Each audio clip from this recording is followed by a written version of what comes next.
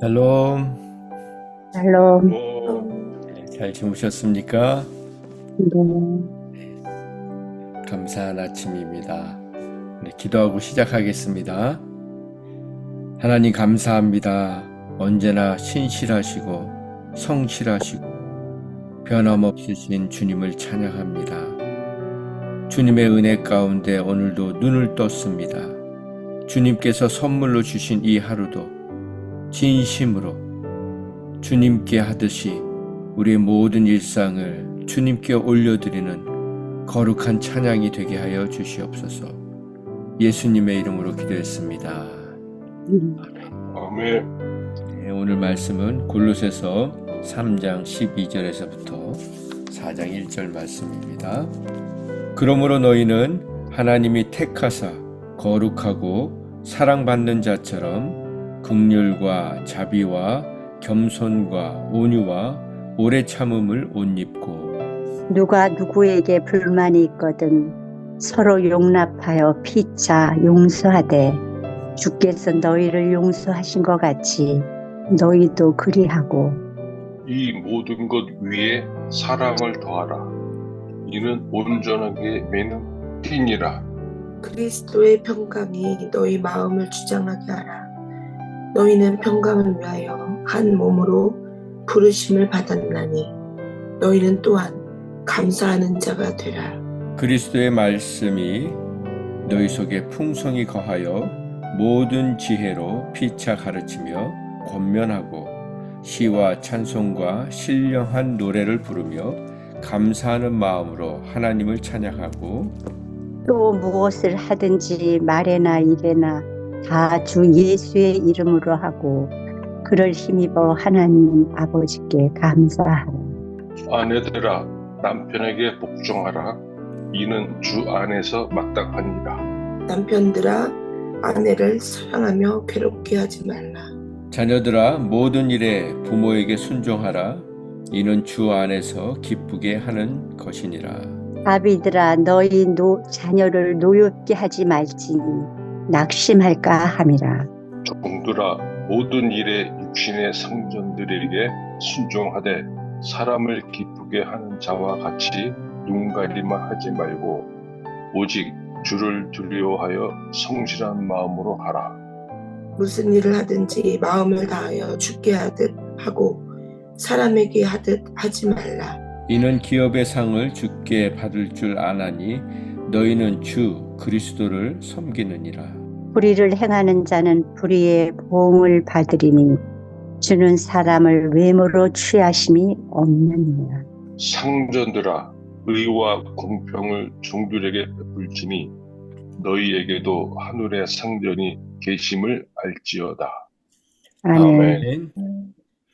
네, 오늘은 주께 하듯 진심으로 살라, 주님께 하듯이 진심으로 살라는 제목으로 말씀을 나누겠습니다. 12절 말씀.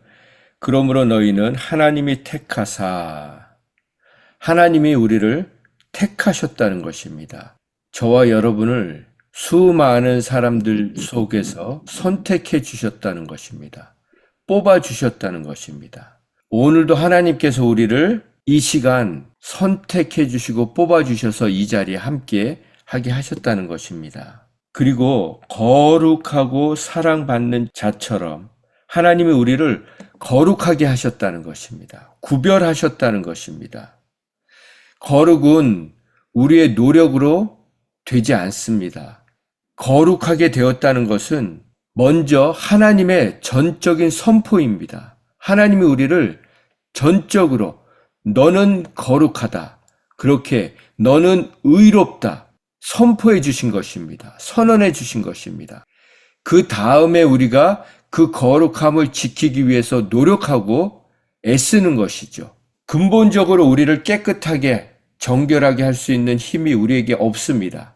그러나 하나님께서 그리스도의 피로 우리를 정결케 하시고 깨끗게 하신 것이죠. 거룩하게 하신 것입니다. 그 거룩함을 지켜가는 것이 우리의 할 일이라는 것입니다. 그리고 하나님께서 사랑받는 자처럼 너희는 사랑받는 자이다.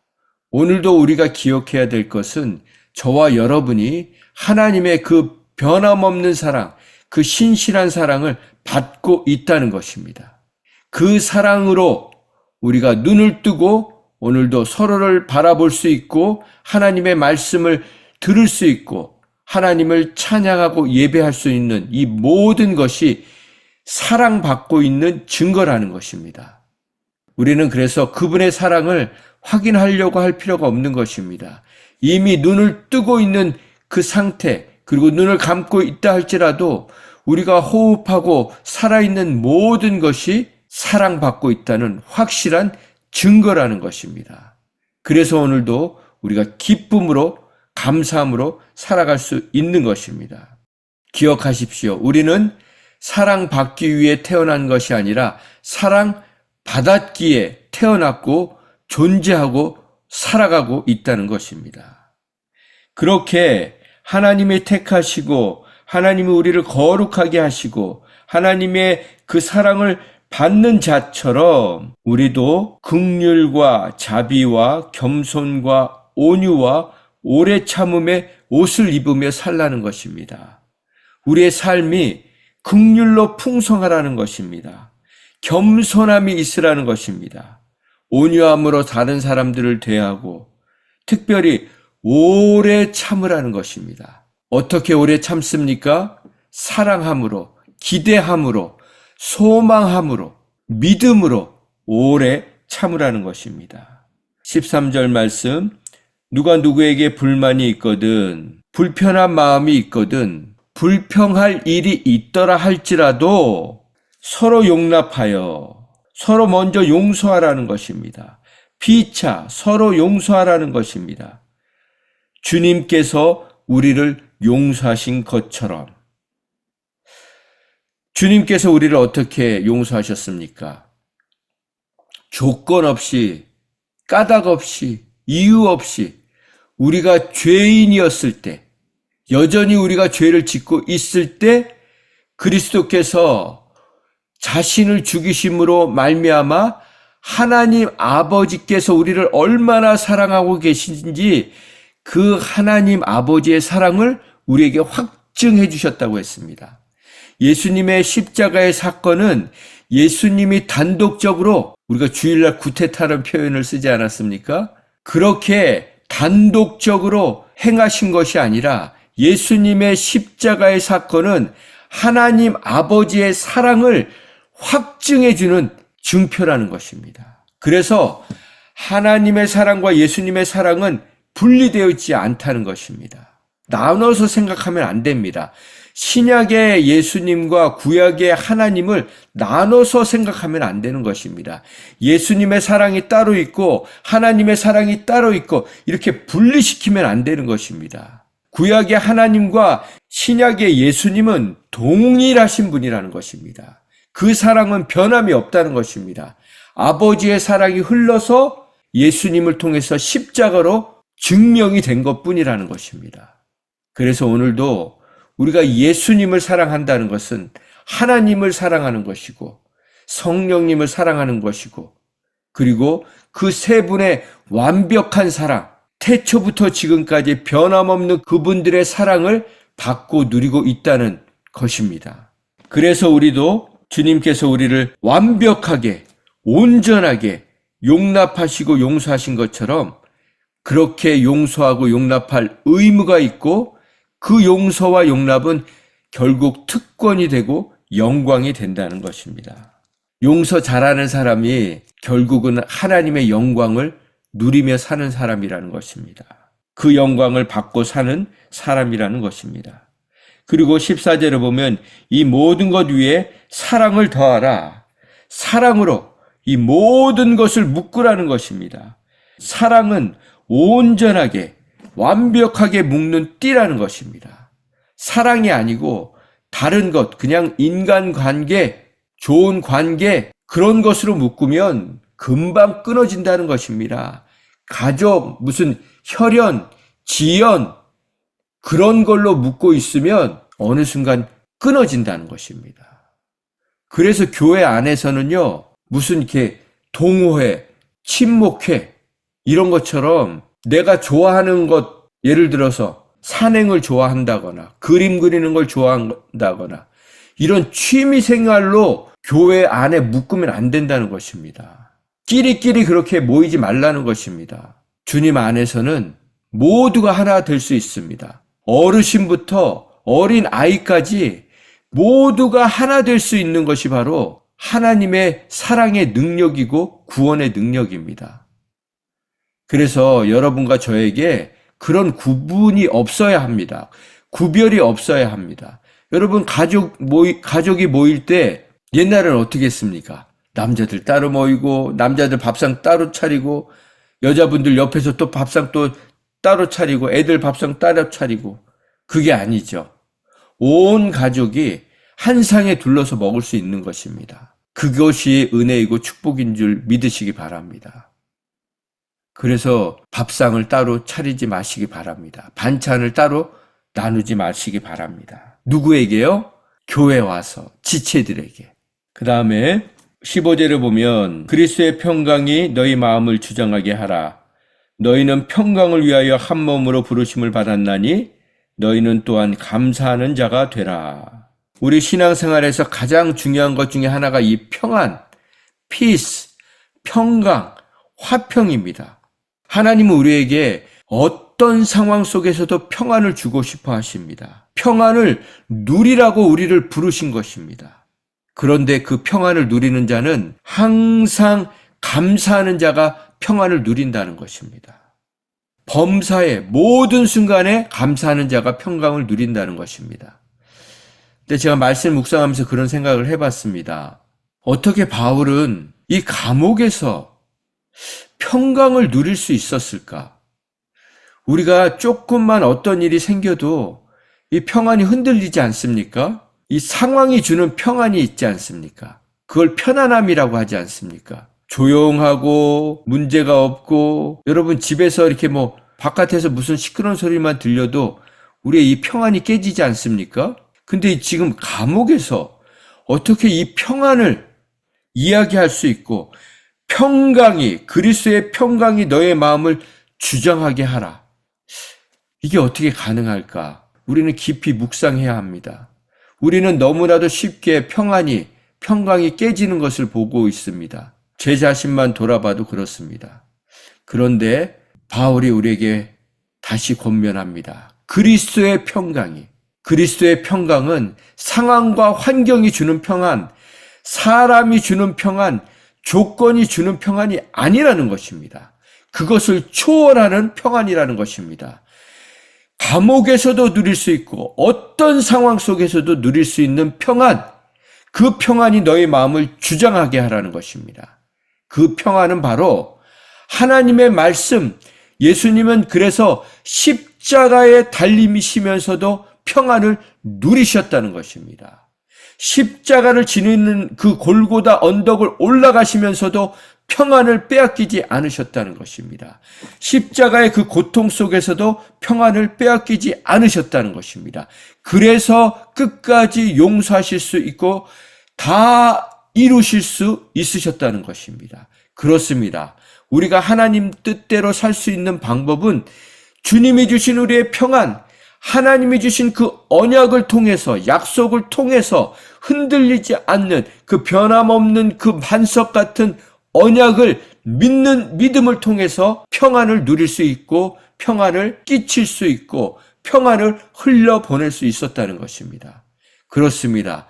그리스도인들이 누리는 평안은 하나님의 말씀, 언약에 기초한 평안이라는 것입니다. 그 평안이 오늘도 저와 여러분을 붙들어 주실 줄 믿습니다. 16절 말씀 마리아 집사님 읽어봐 주실래요? 그리스도의 말씀이 너희 속에 풍성히 거하여 모든 지혜로 피차 가르치며 권면하고 시와 찬송과 신령한 노래를 부르며 감사하는 마음으로 하나님을 찬양하고.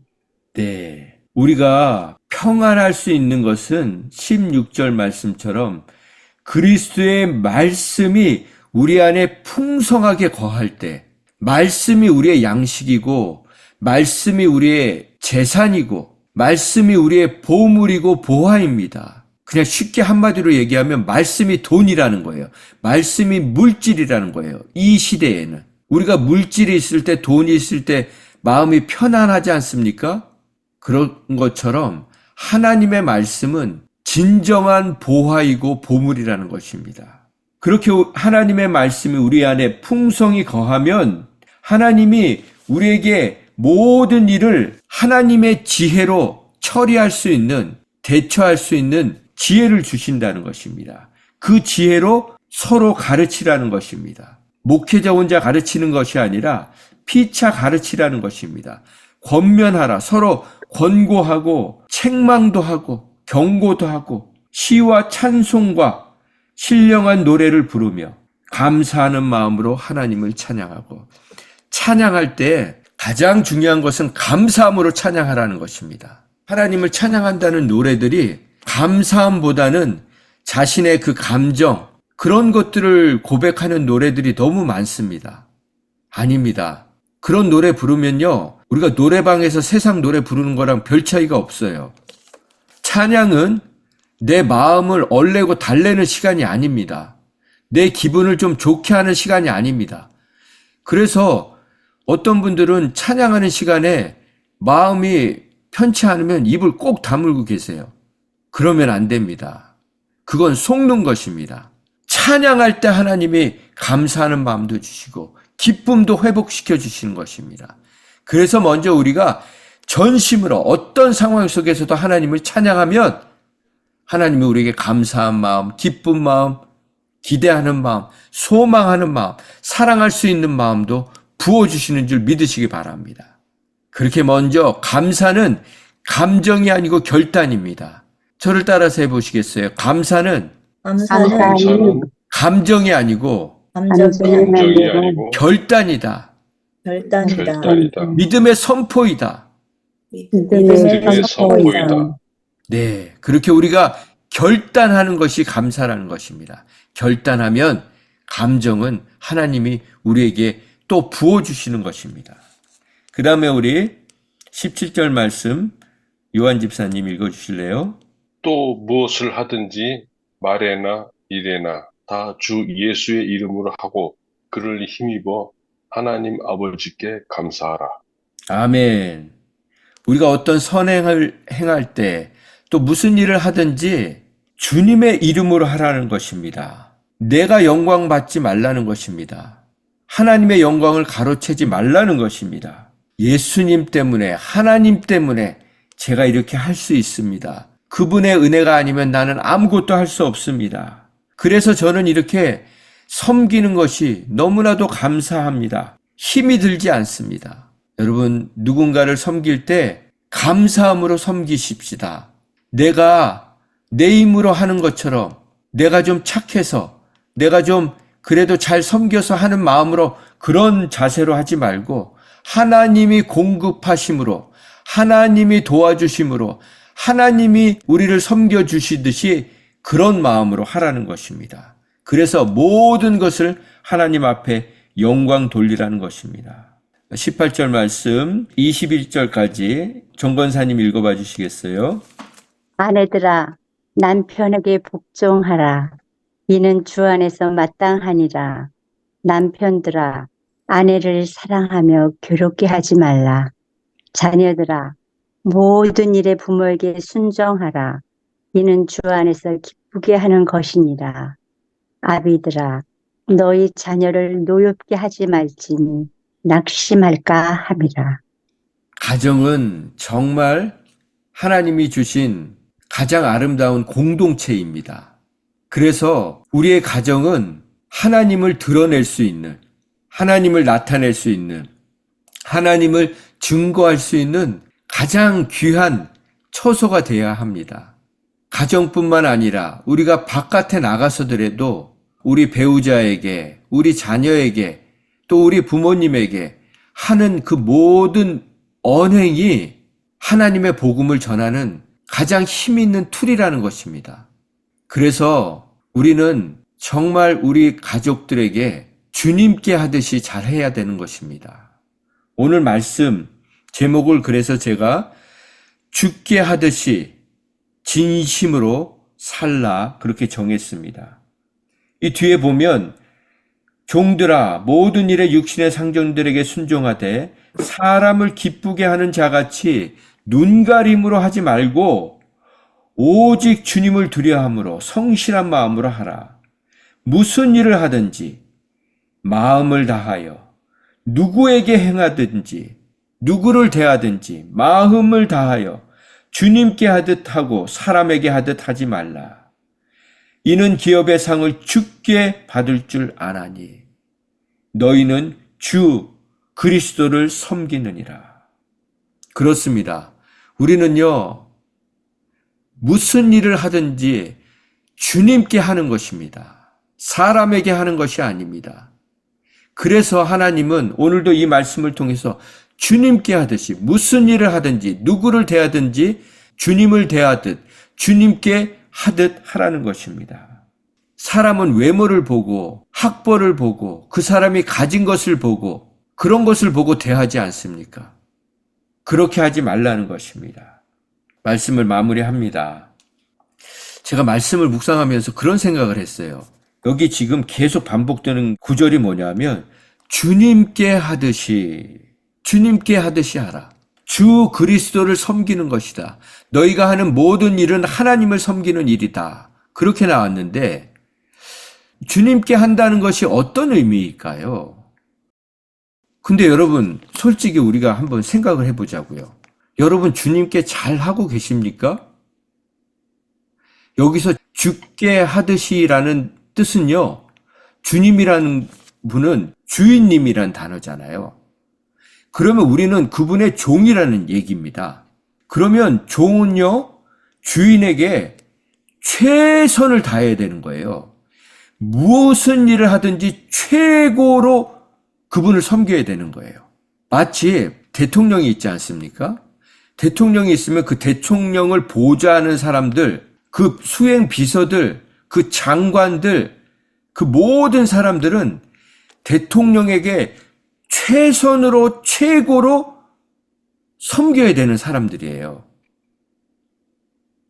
왕이 있고 신하가 있다면 신하들은 왕이 가장 기뻐하는 것, 그분을 정말 왕처럼 대우해야 된다고요. 그러면 저와 여러분이 정말 주님을 대하듯, 왕을 대하듯, 대통령을 대하듯 그렇게 대하고 있습니까? 저는 여기서 걸렸어요.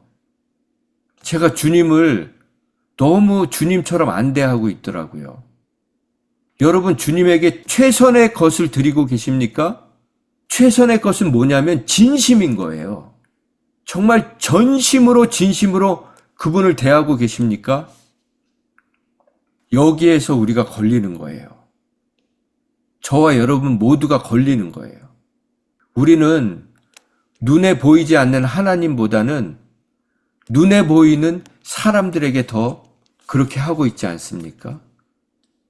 다른 표현을 하면 성도님들이 목회자에겐 너무 깍듯이 예의 있게 잘하세요. 여러분 중에 저한테 반말하시는 분이 있으십니까? 아니면 막말을 하시는 분이 계십니까? 그런데 배우자에겐 교회 와서도 막말을 해요. 인상 쓰고 무시하고, 그건 주님을 무시하고 주님 앞에 화를 내는 거하고 똑같은 것입니다. 오늘 우리가 많은 말씀을 나눴습니다. 하나님이 우리에게 다시 말씀하십니다. 주께 하듯 하라. 그런데 너는 정말 나를 주님으로 대하고 있니? 최고의 분께, 가장 높으신 분께 대하듯 나를 대하고 있니? 그리고 그렇게 다른 지체들을 대하고 있니? 하나님이 원하시는 것은 단 한 가지입니다. 우리의 마음과 정성과 뜻과 힘을 다해서 하나님을 사랑하고, 그리고 동일한 그 사랑으로 사람들을 외모로 취하지 말고 그 동일한 사랑으로 우리 지체들을, 이웃들을 대하고 섬기라는 것입니다. 오늘도 그렇게 주님의 말씀을 다시 한번 새기면서 죽게 하듯 하라는 말씀이 무슨 의미인지 다시 한번 오늘을 살면서 깊이 묵상하면서 그렇게 하나님 앞에 하듯 우리의 일상을 살아가는 그런 거룩한 사람, 택함 받은 사람처럼, 사랑받은 자처럼 살아가는 저와 여러분 되길 원합니다. 기도하겠습니다.